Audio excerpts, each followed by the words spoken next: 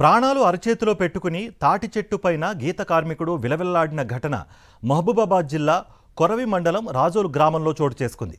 రాజోలు గ్రామానికి చెందిన గీత కార్మికుడు వెంకన్న కళ్ళు తీసేందుకు తాటి చెట్టు ఎక్కాడు. చివరి వరకు వెళ్లలేక చెట్టు జారుతూ ఉండడంతో భయంతో చెట్టుపైనే ఉండిపోయాడు అతగాడు. కిందకి దిగే అవకాశం లేకపోవడంతో ప్రాణాలు అరచేతిలో పెట్టుకుని ఆర్తనాదాలు చేశాడు.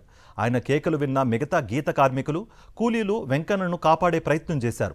గ్రామస్తులు ఫైర్ అధికారులకు సమాచారం ఇవ్వడంతో వారు వెంకన్నను కాపాడి సురక్షితంగా కిందకు దించారు.